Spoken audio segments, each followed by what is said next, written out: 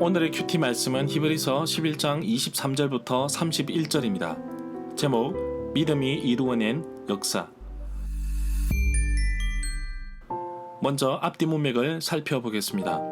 로마의 박해로 인해 유대교로 돌아가려는 그리스도인들에게 히브리서 저자는 지금 당하는 고난과 어려움을 인내를 가지고 용기를 잃어버리지 말라고 합니다. 조금만 있으면 오시기로 한 그분이 오실 것이며 결코 늦지 않을 것이라고 합니다. 그러면서 믿음에서 뒤로 물러난 사람들을 기뻐하지 않으신다고 말하면서 우리는 뒤로 물러나 하나님께 버림받은 사람이 아니라는 것을 강조하며 유대교로 돌아가지 말 것을 당부합니다. 그래서 지금 히브리서 수신자들에게 필요한 것은 바로 흔들리지 않는 믿음입니다. 보이지 않는 미래의 소망을 믿음의 사람들을 통해 소개하고 있습니다. 우선 믿음이 무엇인지 히브리서 11장 1절에서 말하고 있습니다.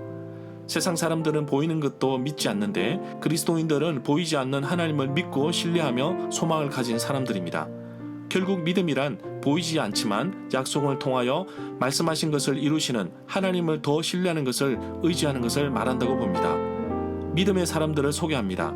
노아, 아브라함, 사라인데 현실에서 불가능해 보이는 상황 속에서 포기하지 않고 하나님의 약속의 신실성을 믿음으로 받아들인 사람들입니다. 아브라함의 경우 약속을 받고 고향을 떠났지만 더 나은 고향은 바로 하늘나라입니다.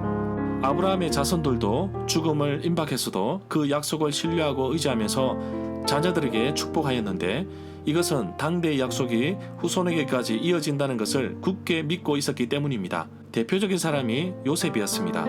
출애굽 때에 반드시 자기 유고를 가지고 나가라는 유언이 그가 하나님의 약속을 얼마나 신뢰하고 있었는지를 말해줍니다. 이어서 믿음으로 보이지 않는 하나님의 약속을 이어받은 자들을 소개하고 있습니다. 모세와 여호수아와 라합의 믿음을 소개합니다.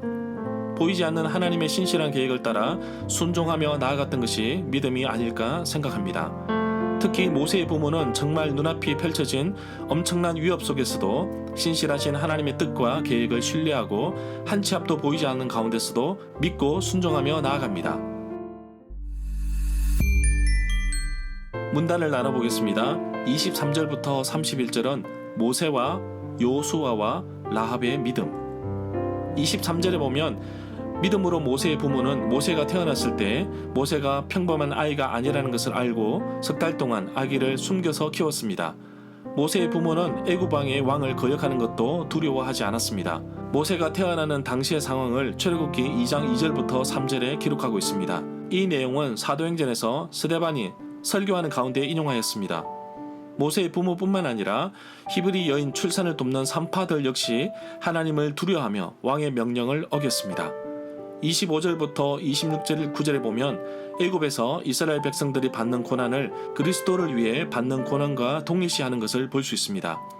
모세가 받는 고난은 곧 그리스도를 위하여 받는 고난으로 표현하고 있습니다. 그래서 애굽의 왕자로서 사는 것을 이 세상에서 받는 고난으로 규정해 버렸습니다. 모세가 장차 하나님 앞에서 받을 상을 바라보고 나갔는데 히브리서 10장 25절에서는 히브리서 저자는 수신자들에게 당부하고 있습니다. 그러므로 너희 담대함을 버리지 말라. 이것이 큰 상을 얻게 하느니라. 28절에 보면 믿음으로 모세는 유월절을 준비하고 문마다 피를 바르는 의식을 행하였습니다. 죽음의 천사가 피를 문설주에 바른 이스라엘 백성들의 집을 건너 뛰어 넘어갔다고 해서 유월절이라고 부릅니다. 어떻게 피를 바르는 의식을 하였는지는 출애굽기 12장 21절부터 30절에 나옵니다. 히브리서 저자는 이 구절에서 이스라엘 백성들이 유월절에 자기 집에 피를 바르라는 지시에 순종하고 성실히 지켰다는 것에 초점을 두고 있습니다.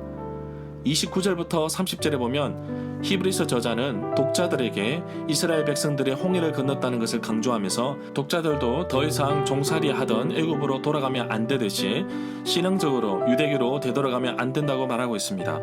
히브리서 10장 38절 하반절에는 뒤로 물러서면 하나님께서 기뻐하지 않으신다고 말씀하고 있습니다.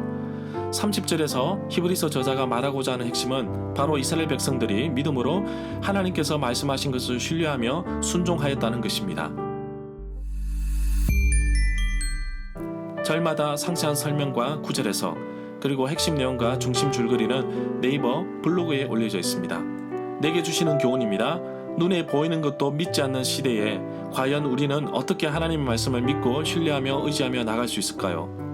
한 치 앞도 보이지 않는 나의 인생을 두고 어떻게 믿음으로 한 걸음씩 나아갈 수 있을까요? 하나님은 믿는 자에게 상 주신다고 말씀하고 있습니다. 오늘날 나에게도 귀한 열매를 삶에서 사역에서 맺게 하십니다. 그래서 세상에서 인정받기보다는 하나님께 인정받기를 원합니다. 세상이 가져다 주는 것이 하나님께서 주시는 것보다 더 낫지 않음을 보게 됩니다. 내가 살아가는 이 순간순간 하나님의 영광을 위해 살아간다는 것을 잊지 말고 이것을 나의 인생에 성공하는 도구로 삼지 않기를 원합니다. 정말 모세처럼 왕궁의 모든 것을 포기할 만한 용기와 믿음이 있는지 나 자신에게 스스로 물어봅니다. 라합처럼 자신의 터전에서 돌아서서 하나님을 향한 용기와 믿음이 있는지 나 자신에게 스스로 물어봅니다.